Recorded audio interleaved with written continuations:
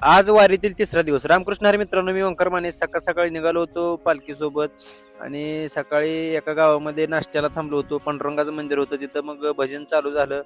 अभंग एक दोन म्हणले आणि नंतर नाश्ता होता. नाश्ता केला. चालू होता नाश्ता. नाश्त्याच्या 2 प्लेटा हाणल्या पोहे. नंतर वाटेवर निघालो.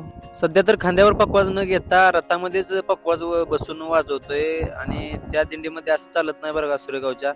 आता हे एवढं 2 दिवस फक्त. मग दुपारी जरा कंटाळा आलता म्हणून आपले नागा महाराजांना पकवाज वाजवायला सांगितला. त्यांनी पण एक नंबर पकवाज वाजवला आणि रस्त्याने कार्यक्रम बंदच नाहीत. अभंग, गवळणी, हरिपाठ आणि ज्ञानोबा तुकोबरा यांच्या गजरात वाट चालू आहे वारीची.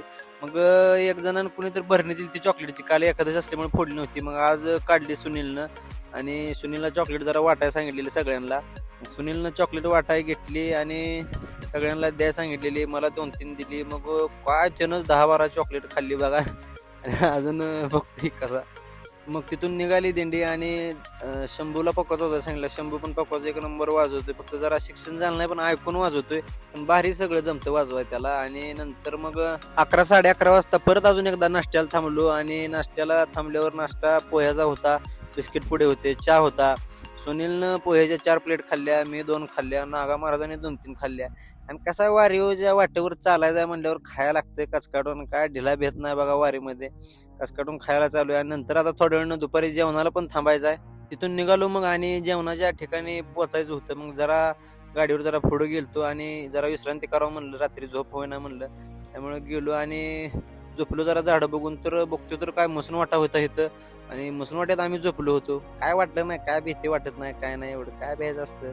आणि मग नंतर तिथं जेवणाच्या ठिकाणी जेवण झाल्यानंतर मग आज भारूड होतं. आपले वाकरे माने महाराज यांचं भारूड होतं आणि त्यांना भारुड्या साथीला विलास महाराज झरेकर या दोघांनी मिळून भारुडे एक नंबर केली. सगळं पब्लिक हसत होतं. सगळ्यांनी हसत खेळत भारुड ऐकली आणि एक नंबर मनोरंजन झालं सगळ्यांचं. तिथून निघालो आणि आजचा मुक्काम होता चिखलीमध्ये आणि चिखलीच्या अलीकडे पोहोचलो. तिथं नर्मदा आश्रम आहे. मग नर्मदा आश्रमामध्ये जरा आरती केली, भजन केलं थोडं आणि दर्शन घेतलं महादेवाचं आणि तिथून नर्मदा मातेचा जय जयकार केला.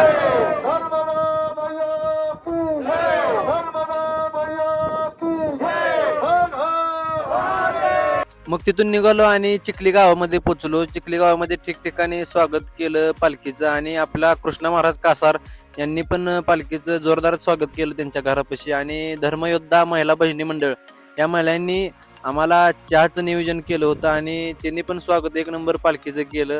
आणि पोचलो त्यांच्या घरापाशी. तिथं चहा घेतला. नंतर तिथून निघालो आणि जात जात वाटेवर हरिपाठ चालू केला होता. हरिपाठ चांगलं नाचत सर्वजण पावली खेळत हरिपाठ चालू होता. आणि नंतर मग आज होता चिखली गावातील महानुभाव आश्रम येथे मुक्काम होता. मग तिथं पोहोचलो, श्रीकृष्णाचं दर्शन घेतलं आणि नंतर आज कीर्तन होतं महाराजांचं. महाराजांनी कीर्तन केलं आणि नंतर कीर्तन झाल्यानंतर जेवण केलं आणि सर्वांचं जेवण झालं बघा. शंभू आणि सुनील माघार आलेले, माझं पण झालतं. मग त्यांनी पण जेवण उरकून घेतलं आणि गेलो बसमध्ये विश्रांती करण्यासाठी. मग एका आजीनं दिला होता आंबा खात होतो. सुनील काय आंबा खाऊ देना, त्याला खा म्हणलं तरी पण ते खायना. माझी चेष्टा करत होता तरी आंबा कसा बसा खाल्ला आणि निवांत आम्ही 3 जण पण झोपलो. धन्यवाद. रामकृष्ण हरी.